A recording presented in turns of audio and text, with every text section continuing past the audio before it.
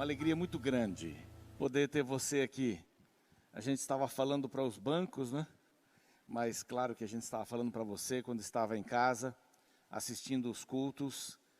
Eu não sei se vai brilhar muito aqui, mas é um teste que eu estou fazendo em respeito a você, para que a minha saliva, que é muito forte, não chegue até você aí. Mas é um privilégio poder estar aqui, não é? Muito bom. À saída, os papais vão poder pegar um presente ali, que a nossa igreja está dando para cada um, tá bem? Ali vai ter uma mesa, aqui fora? Aqui fora. Na saída aqui, do cantinho ali, você pode pegar o seu presente e pode sair, se você é o papai, tá bom? Não deve levar para o papai, porque daí você compra com o seu dinheiro para dar para o seu pai. Aqui é para os pais da igreja. Mas é um privilégio poder estar aqui e nós vamos estudar a palavra de Deus. Tanta coisa tem acontecido durante estas semanas, meses. A gente não imaginava que daquele dia 14 de março seria o último dia e depois a gente estaria tanto tempo sem se ver, sem se tocar, e já estão criando uma máscara para o cotovelo para que ele também não pegue o Covid. Mas é tão bom quando a gente está por aqui, não é? Olha um para o outro, pelo menos no olho, e já começa a sentir que as coisas vão melhorar, e vão melhorar. A gente tem que acreditar que vão melhorar. Nós não estamos vivendo num caos, mas devemos respeitar o momento que a gente está vivendo. Não devemos brincar com a situação. Graças a Deus, nós tivemos poucas pessoas que tiveram Covid aqui. Numa pesquisa que nós realizamos, nós tivemos poucas pessoas. Dos 239 que responderam à pesquisa, eu agradeço a todos que puderam responder, já está fechada a pesquisa, mas desses aí apenas 8 pessoas ficaram com sintomas ou não da Covid e já estão fora de perigo. Alguns familiares acabaram descansando no Senhor e nós lamentamos bastante esse fato. Mas louvamos a Deus pelo fato de você estar nos assistindo aí, ou que esteja até aqui, que passou por essa enfermidade, está curado, está curada. Nós louvamos o nome de Deus. Há muitas pessoas que ainda estão passando por isso. Ao pessoal de saúde, temos um grupo muito grande de saúde aqui na igreja, devemos orar por eles constantemente, porque são peças fundamentais em toda esta história. São Paulo, capital, está bem melhor do que outros lugares e nós temos essa possibilidade. Na realidade, nunca houve uma proibição da igreja ficar fechada, mas porque entendemos, e uma boa parte das igrejas entenderam que seria melhor dar um tempo para ver para que lado a gente deveria ir. A partir do mês passado, no dia 11, se não me engano, as igrejas já estavam liberadas aqui na Paulista Sul, de poderem abrir suas portas com 30% da capacidade. E nós esperamos mais, quase um mês, para podermos abrir as portas da igreja. E obrigado você que se inscreveu. Você que não se inscreveu ainda, corra neste próximo domingo, bem cedinho, já estará liberado as reservas, né? É tão estranho falar, vamos fazer uma reserva para ir para a igreja. Mas é assim por enquanto. Muito obrigado. A compreensão daqueles que não trouxeram os filhos, aqueles que são mais idosos também, que estão assistindo de casa. Nós temos uma sala lá embaixo, inclusive, para atender algumas pessoas que acabaram sem saber que tinham que fazer reserva, apareceram, e nós estamos cuidando delas também por aí. Muito bem, eu fiquei pensando durante muito tempo qual seria o primeiro sermão nesta retomada, e eu decidi falar sobre a Bíblia.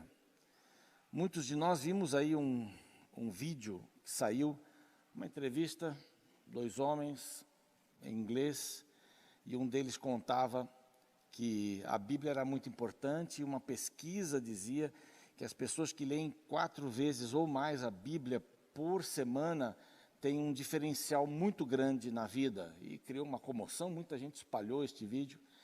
Eu sou um pouco incrédulo, especialmente nessa época, e fui atrás, vi um nome, fui atrás, depois fui atrás até achar a pesquisa. Achei o resumo da pesquisa e já consegui hoje cedo mas não precisava ler, porque o resumo já era suficiente, mas vou ler a pesquisa toda. Trata-se de uma pesquisa muito bem feita.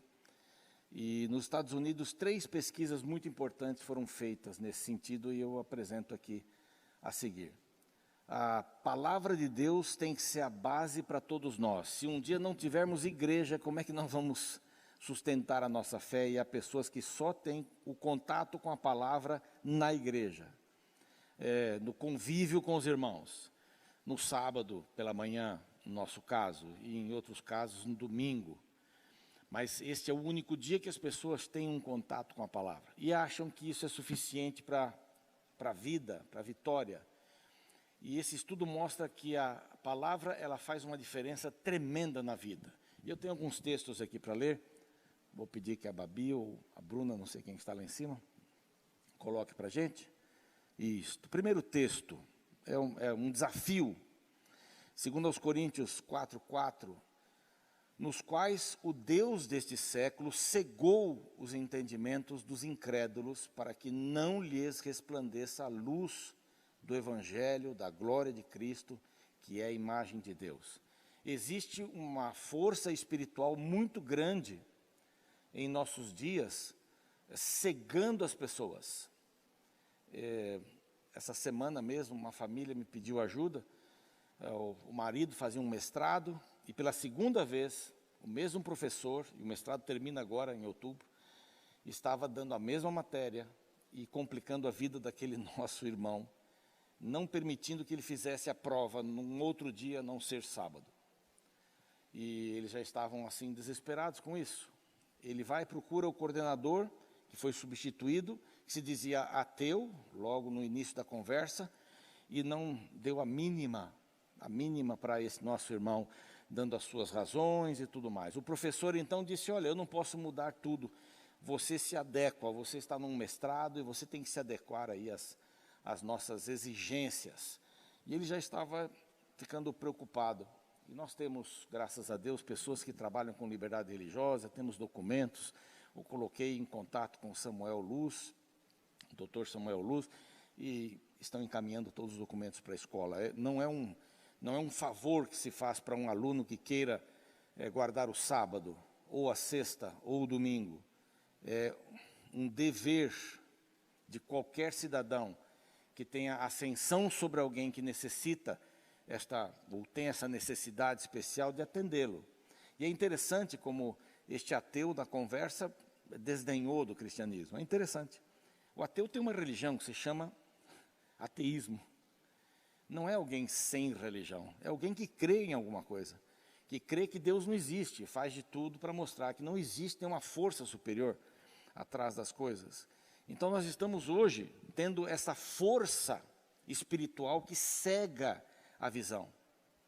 Um dos homens mais influentes do Brasil em questão de mídia e que ensina jovens e crianças a terem relações sexuais quando quiserem, do jeito que quiserem, está sendo levado para as autarquias jurídicas e políticas do nosso país para mostrar a sua força. Porque nós estamos invertendo tudo. Onde antigamente a gente brincava de pera, maçã e uva, que no meu tempo era um aperto de mão, um abraço e um beijo. E hoje eles brincam de outra coisa. É abraçar, beijar e transar. Isso é uma coisa absolutamente normal.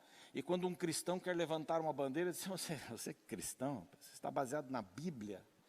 A Bíblia inspirou homens como Isaac Newton, como tantos homens do passado, cientistas, mas hoje não presta mais. Não presta porque nós estamos vivendo a época da pós-verdade.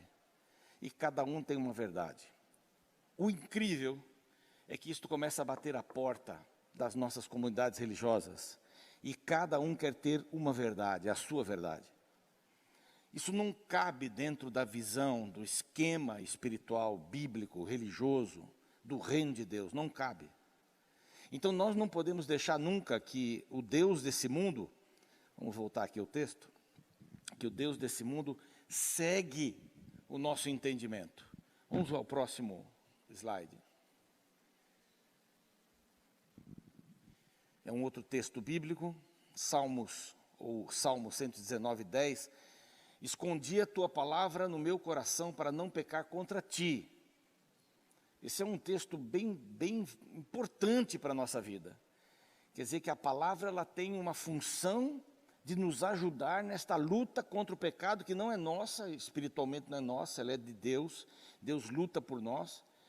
Então, colocar a palavra no coração é uma garantia de vitória. Vamos ver outro texto, que fala também sobre este assunto importante de Oséias. O meu povo foi destruído porque, acabamos de cantar, lhe faltou conhecimento. O meu povo foi destruído porque faltou conhecimento. Então, nós estamos vivendo hoje numa pandemia espiritual, onde, me disseram para não andar muito aqui, estamos vivendo uma pandemia espiritual, onde ler a Bíblia ou não ler a Bíblia não é tão importante, o importante é tê-la. O importante é ir à igreja, não se envolver, mas ir à igreja sem se envolver. Eu vou lá, tenho meus compromissos, estou cansado durante a semana, e há pessoas que se cansam tanto durante a semana, né? E tem tão boa saúde que na igreja chegam a dormir, né? Então, tanta saúde tem o povo cristão adventista. Muito cansado, eu estou muito cansado, e é bom e é chique dizer que eu estou cansado, é bom e é chique dizer que eu durmo tarde, que eu acordo cedo, que eu não tenho tempo. Isso tudo virou uma moda aí, uma coisa boa. Uma pessoa bacana é aquela que não tem tempo, que dorme pouco, que dorme tarde, que come mal, que vive mal. Essa é a boa pessoa hoje, os nossos modelos. Os nossos modelos. E não crê em Deus. Ou crê numa força. Os cientistas não sabem mais para onde sair, então eles disseram assim, não, tem um designer, tem atrás de tudo isso algum tipo de força que a gente não sabe o que é, mas não é Deus. Ora, não é muito mais fácil dizer é Deus, porque a gente não entende como é que depois de tantos anos a ciência estudando, chega à conclusão que não dá mais para manter esse modelo, e agora coloca um designer inteligente. E nós estamos vendo num mundo, numa pandemia muito grande, dá vergonha de dizer que nós somos cristãos. Então aí vem aquela velha coisa, né? Eu vou mostrar que eu não, o máximo possível, eles vão olhar para mim e não vão dizer, é crente. Eu vou ser tão igual a eles, que o dia que eu falar que sou crente, eles vão dizer, o quê? Vá. Eu não tenho nenhuma diferença. E agora vão aparecer alguns slides.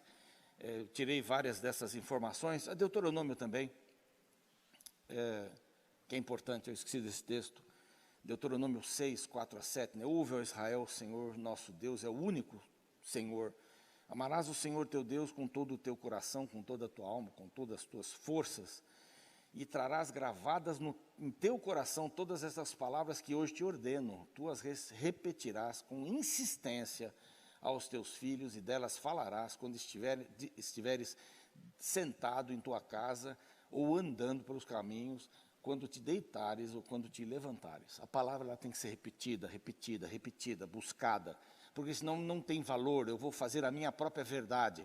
Vamos dar uma olhadinha nesses próximos slides aqui. Então, o título da pesquisa é esse, o engajamento bíblico como a chave, ou como chave para o crescimento espiritual. São esses dois autores, Arnold Colley e Pamela Claudiu, etc. e tal. Eles fazem parte desse centro de engajamento bíblico. Quem quiser procurar essa pesquisa está em www.c4be.org, para você ter uma ideia. Então vamos lá, vamos passar aqui. A vida dos cristãos, é isso que eu quero dizer aqui agora. A vida dos cristãos que não usam a Bíblia, isso já é fruto da pesquisa. A vida dos cristãos que não usam a Bíblia, na maioria dos dias da semana, é estatisticamente igual à vida dos não crentes. Quem não lê a Bíblia é igual a qualquer outra pessoa. Mas eu sou crente, eu sou cristão. Mas você não lê a Bíblia, a sua vida é igual à vida de qualquer pessoa por aí. Do seu vizinho, daquele que ouve pagode e torce para o Corinthians. Esse vizinho. É igual a sua vida, não muda. Mas eu sou crente. Mas você não ora, não lê a Bíblia? Você vai à igreja, mas isso pouco importa. Pouco importa. Nós vamos ver aqui um escândalo das estatísticas aqui. A importância que eu tenho de definir a minha vida espiritual e saber como é que funciona a vida espiritual. A vida espiritual não é ser igual ao mundo. Eu não vou usar muito essa expressão mundo, mas a vida de um cristão não pode ser igual à vida de alguém da sociedade comum. Não pode ser igual, ela tem que ser diferente. E se não é diferente, é porque nós não estamos buscando a Bíblia. Vejam bem aqui, esse é um resumo, depois vai ter coisas mais interessantes. Alguém que usa a Bíblia 4 vezes por semana ou mais, tem 228% mais, são mais propensos a compartilhar a fé com outros. Por que é que as pessoas não estão ávidas por compartilhar a fé com outros? Porque não estudamos a Bíblia. 407% mais propenso a memorizar a Escritura. Eu tenho conversado com várias pessoas e dizem assim, eu não consigo guardar nada, eu também não consigo. Não é fácil decorar poemas, assim, para mim isso não é fácil. Mas a gente percebe que a palavra vai ficando na cabeça. Quanto mais você vai passando por ela, ela vai ficando na cabeça. 59% menos probabilidade de ver pornografia. E 30% menos propenso a lutar contra a solidão. Pode passar. O próximo. Por mais de 8 anos essa pesquisa foi feita pelo Centro de Engajamento Bíblico. Ele pesquisou a vida espiritual de mais de 100 mil pessoas por 8 anos. Em todo o mundo. Os resultados mostram consistentemente que envolvente a Bíblia, faltou alguma coisa aqui, que aqueles que se envolvem com a Bíblia 4 ou mais dias por semana, que este é o indicador mais poderoso do crescimento espiritual. Pode passar o próximo. Eu queria mencionar que 2 organizações grandes dos Estados Unidos fizeram essa mesma pesquisa e chegaram a essa mesma conclusão de maneiras diferentes. A Willow Creek, que é uma igreja extraordinária, e a Lifeway pesquisa também, que relataram descobertas semelhantes a essas que nós vamos mostrar para você agora. Pode passar. 2 perguntas foram colocadas diante desta necessidade. Por que tantas pessoas possuem Bíblias, mas tão poucos ou tão poucas as leem? Que diferença o envolvimento com a Bíblia faz na vida de uma pessoa? Então, essas 2 perguntas. Tem Bíblia, mas não lê. Tem no plural, Bíblia, mas não lê. E qual a diferença desse envolvimento? Então, para essa síntese, estou dando as bases da pesquisa, utilizamos, esse centro de engajamento, utilizou dados de pesquisas baseadas na internet, com mais de 108 mil pessoas, indivíduos com idade variando de 8 a 80 anos. Algumas das nossas pesquisas foram de amostras aleatórias da população, em geral nos Estados Unidos e em 20 outros países, e o Brasil está ali. Na Algéria, Brasil, China, Egito, França, Alemanha e outros países por aí, Reino Unido, Vietnã. Então, uma pesquisa bem robusta, ela é de 2012, você pode dizer, 8 anos atrás mudou muita coisa, mas é uma tendência que a gente tem que ficar de olho. Assim como a Willow Creek, assim como a Lifeway, fizeram pesquisas semelhantes e mostram dados semelhantes também, a gente não tem para onde fugir. Então vamos lá, para o próximo. Romanos 7,15, Paulo diz assim, eu realmente não me entendo, pois quero fazer o que é certo, mas não faço. Em vez disso, faço o que é errado. E a gente volta para Salmo 119, 10, que diz, guardei a tua palavra no meu coração para não pecar contra ti. Então, esta vivência que nós temos aqui neste mundo de pecado, ele só pode ser resolvido com a palavra no coração. Não tem outro caminho, não tem outra solução, não tem força de vontade para resolver isso. Pode passar. A figura a seguir, eu coloquei os 2 gráficos, botei o da pesquisa e um que eu fiz aí, traduzido. A figura a seguir exibe dados sobre a frequência com que as pessoas que frequentam a igreja regularmente lutam com vários comportamentos, atitudes e emoções. Para a maioria dos homens e mulheres, medo ou ansiedade, pensamentos indelicados sobre os outros, eu gostei dessa expressão, pensamentos indelicados sobre os outros, é uma tradução. E a sensação de estagnação espiritual são coisas com as quais eles lutam pelo menos uma vez por mês.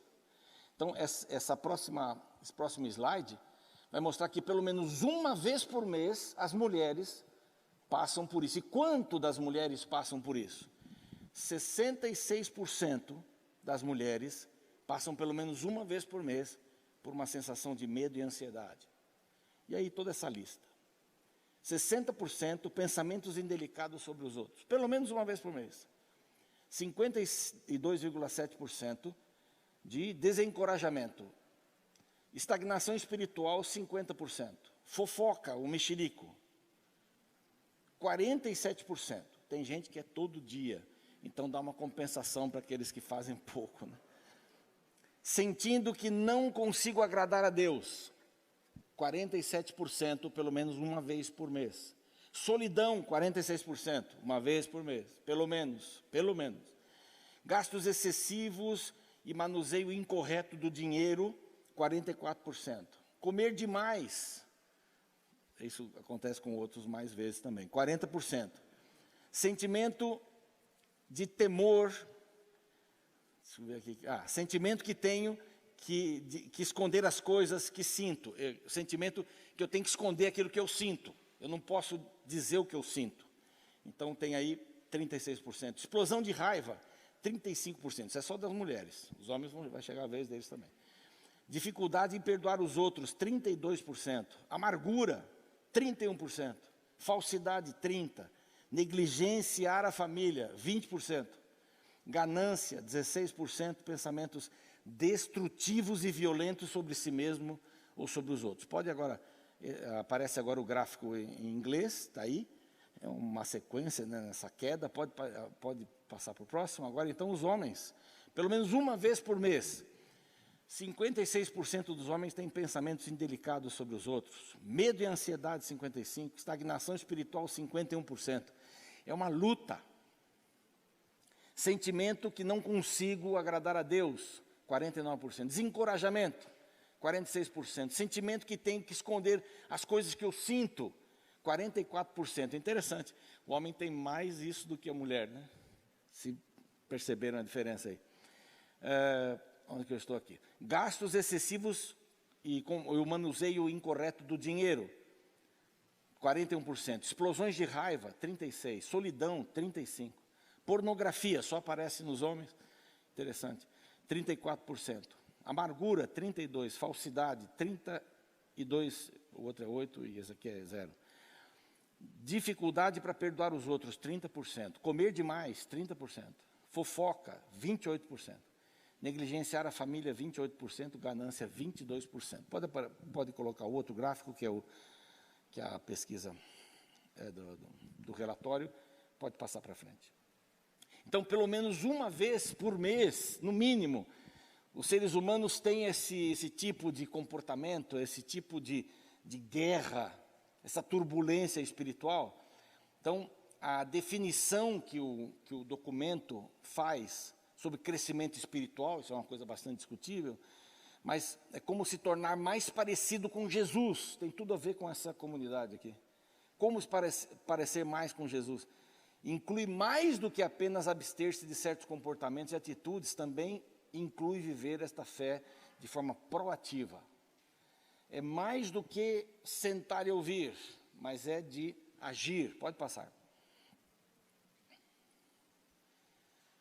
O envolvimento com a Bíblia impacta tanto os aspectos comportamentais do crescimento espiritual, ou seja, uma vida que se parece mais com a de Jesus, quanto a autopercepção. Então, o envolvimento com a Bíblia vai dando esta percepção para as pessoas. Alguma coisa acontece. Pode passar. Bom, aqui então vamos ter aqui os resultados finais, assim, um resumo do resumo do resumo. Mas uma coisa que eu não coloquei aqui é que eles fizeram essa pesquisa e viram as atitudes das pessoas que liam a Bíblia pelo menos uma vez por semana. E estava valendo quando o pastor dizia assim, vamos abrir a Bíblia em São João 3,16. Aí estava lendo uma vez por semana. Aí já começa a ler, não muda nada a vida. Nada. Aí que é o caso daquele texto que o próprio relatório coloca, que a nossa vida é muito parecida com os não crentes, muito parecida. Bom, a pessoa que lê 2 vezes, essa e mais uma, vai, culto de quarta-feira, vamos abrir a Bíblia em Salmos, 2 vezes por semana, também não acontece nada. 3 vezes por semana, é aquele bipzinho, não sei, eletrocardiograma, não sei, aquele bip, pronto, é isso, mais nada. E não é acumulativo, não é acumulativo. É só um bip, pronto, não mudou nada. Deu um sinalzinho lá. Agora, quem começa a ler a Bíblia 4 ou mais vezes por semana, algumas coisas começam a acontecer. Cresce, a fé fica mais ativa. São 8 anos de pesquisa, hein? Não é uma pesquisa simples, não. Mas a fé fica mais ativa e cresce. Com o desejo de compartilhar a fé com os outros, cresce 228%. O desejo de discipular os outros, cresce 231%. O desejo de memorizar as Escrituras e a capacidade, 407%. A pessoa doa financeiramente para a igreja, cresce isso 416%. Então a gente sabe se uma igreja está lendo a Bíblia pelas ofertas. É bem interessante isso. Esse estudo não para aí, tem uns 8 ou 9 desdobramentos para jovens e tal e coisa. Vamos pegando um pouquinho de cada um, porque vale a pena, isso é um estudo fantástico. Bom, também cresce, né, fica mais ativa, doa financeiramente para outros fins além da igreja, 218%. Agora, abaixa, né, ou diminui, pode passar o próximo. Diminui a luta, perceberam aquela luta que nós colocamos ali? Diminui a luta. Pensamentos destrutivos sobre si mesmo e os outros, decresce 32%. Pensamentos desagradáveis sobre os outros, diminui 18%. Sentimentos de estagnação espiritual, talvez esse seja o maior sentimento que todos nós carreguemos. Vida espiritual, será que Jesus vai voltar? Por isso que tanta gente gosta de ouvir falar do fim do mundo e preparo. Algumas igrejas foram campeãs nesse assunto aí. E tinham lives com 4.000 pessoas. Porque falavam muito da destruição, do fim, a gente se sente bem quando a gente ouve sobre isso. E diz, não, eu guardo os mandamentos, não vou estar lá. Eu quero saber o que vai acontecer, os fatos, passo por passo. A gente gosta de... Bom, sentimento de estagnação espiritual, então, esse sentimento ruim decresce 60%. Sentimento de que não consegue agradar a Deus, decresce 40%. Experimentar a solidão, decresce 30%. Sentir amargura, decresce 40%. Ter dificuldade de perdoar os outros, né, decresce isso, 31%. Ter dificuldade de perdoar-se, 26%. Desejo de se esconder, 32% a menos. Sentimento de desencorajamento da vida, 31%. E experiências com o medo e ansiedade, cai 14%. Quer dizer, há uma coisa em estudarmos a Bíblia. E é o que Satanás mais faz, ele cega a nossa necessidade disso. Vamos ver o próximo. Esse descontrole do apetite cai 20%. O desejo de jogar, né, jogos de azar, isso inclui joguinhos eletrônicos, 45%.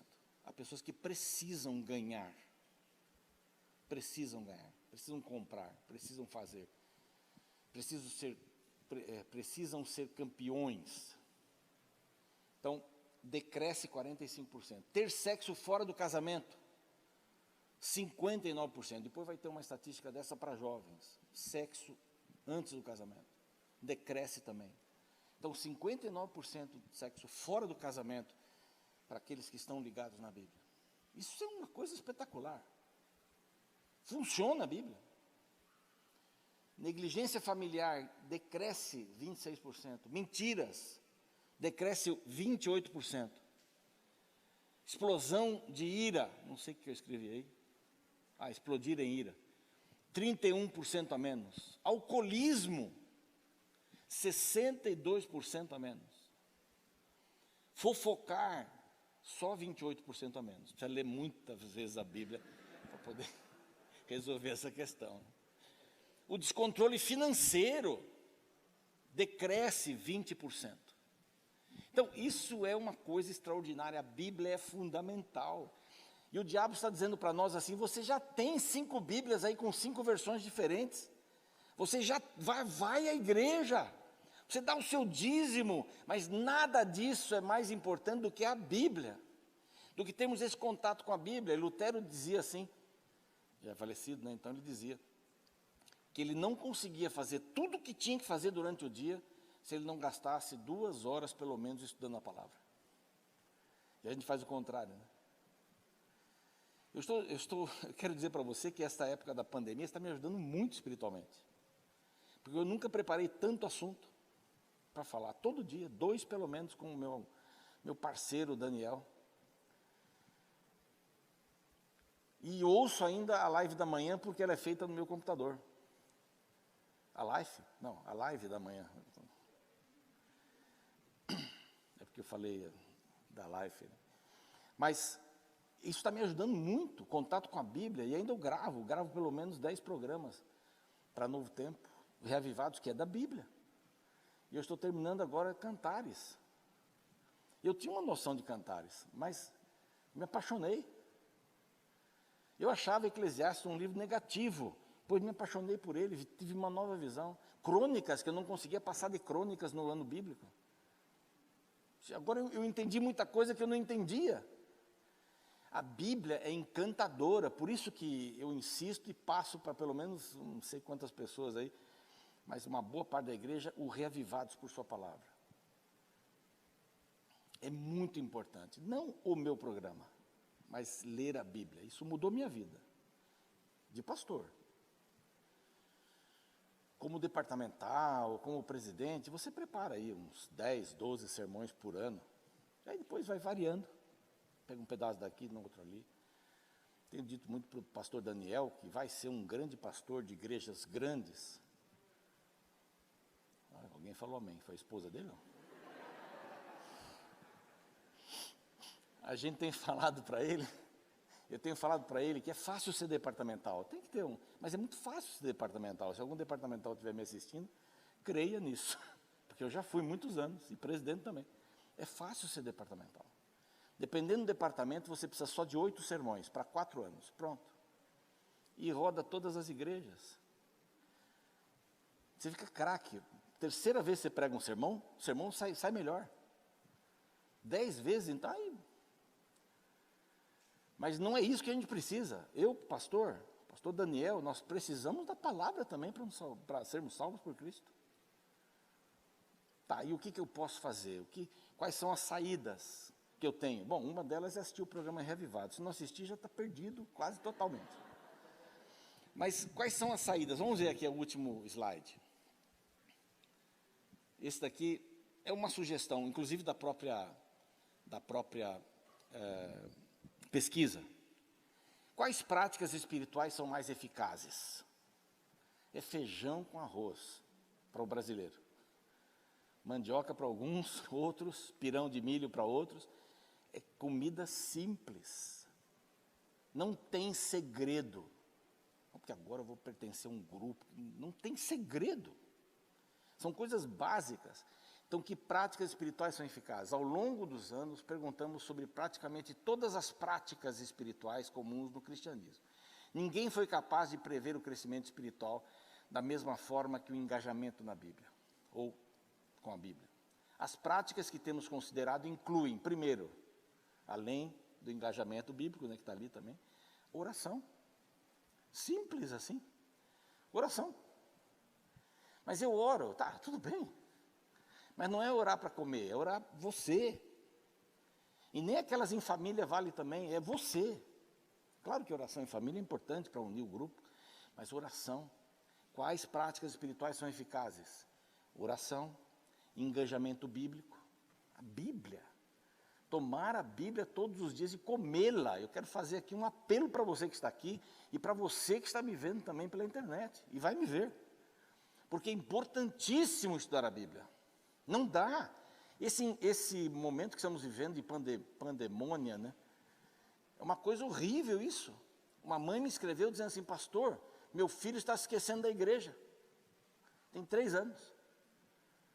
E alguém aqui me disse assim, que a filha perguntou hoje, papai, você vai trabalhar? Está pondo terno? Ele disse, não, eu vou para a igreja. E ela falou assim, hoje? A gente tem que cuidar com isso.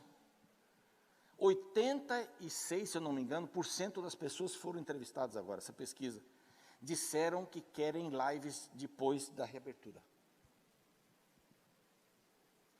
Aí tem uns 4 ou 5 que dizem, não, isso é muita live. Não, tá certo, tem pesquisas que dizem por aí que a gente abre uma geladeira, sai uma live, todo mundo está desesperado. Não pode abrir porta. Mas, gente, se nós não tivéssemos nem isso, onde nós estaríamos hoje? E nós vamos continuar, tendo gente ou não. Pastor, tem 30 pessoas assistindo o senhor, 40, não há problema. Depois mais pessoas vêm.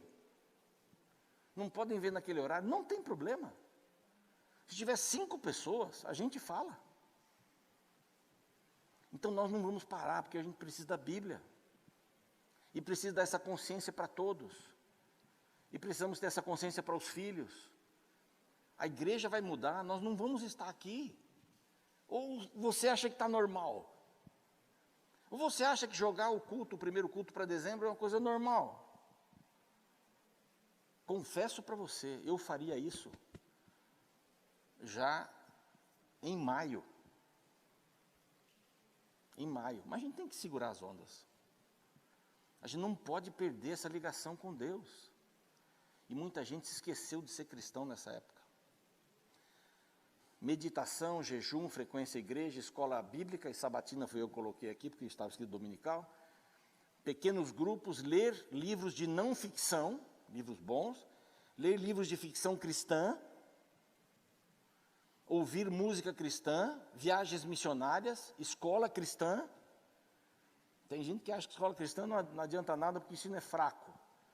Bom, eu fui presidente 20 anos, e trabalhei em escola, fechei escola, abri escola, um monte de coisa. Na Paulista Oeste nós fechamos 9 escolas. Financeiramente não tinha jeito. E tive o privilégio de inaugurar várias escolas. A última foi Caraguatatuba. Está sendo uma bênção ali. Mas tem gente que ainda crê que a escola melhor é aquela que não ensina nada da Bíblia. Eu não teria coragem, se tivéssemos filhos, não sei se ainda a gente pode ter filho, mas se tivéssemos filhos, não teria coragem de colocá-los numa escola que não ensina. Por melhor que ela ensine alemão, grego, hebraico, ensine mandarim, se não ensina a Bíblia, porque as crianças precisam de Bíblia. E se a gente tirar a Bíblia dessas crianças na educação, é mais um item que a gente está tirando delas. Porque a TV não fala de Bíblia. Não fala. Quando fala, fala mal. E por pior que seja, ainda a TV Record fala de Bíblia. Tem coragem de falar de Bíblia. Eu admiro a Igreja Universal. Admiro. Mas nós estamos ali também, com a TV Novo Tempo. Bíblia, Bíblia, Bíblia. Guardei as tuas palavras no meu coração para não pecar contra ti. Você quer fazer da Bíblia o seu livro mais importante, de cabeceira? Uma vez eu visitei um governador de São Paulo, não vou falar o nome dele, mas visitamos e tal, levei o livro Desejado das Nações e uma Bíblia. E ele pegou o livro e disse assim, este livro vai ser de cabeceira.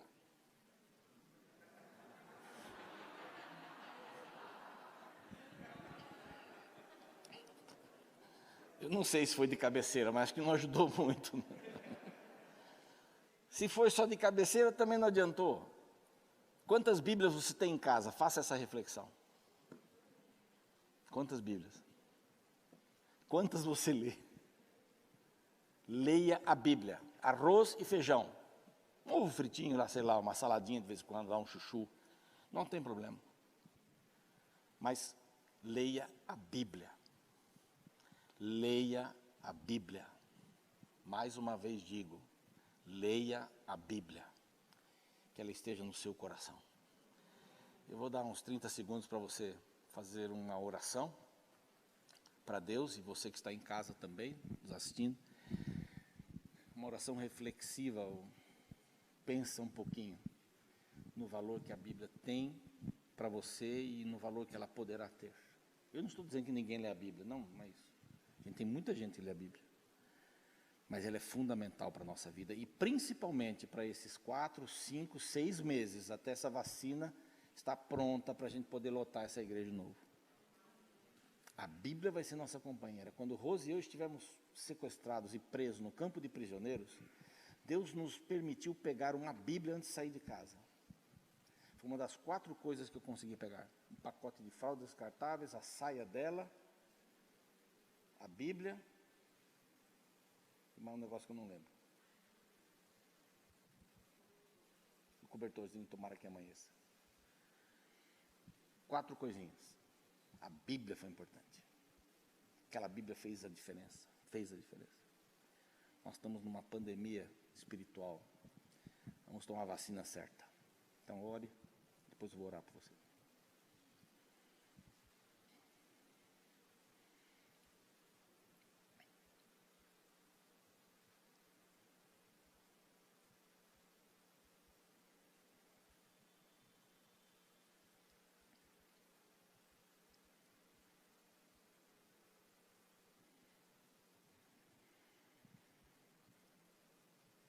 Pai bondoso, que a decisão mais importante que possamos tomar em nossa vida é comer as Tuas palavras, é guardar a Tua palavra no coração e sermos motivados pela mesma.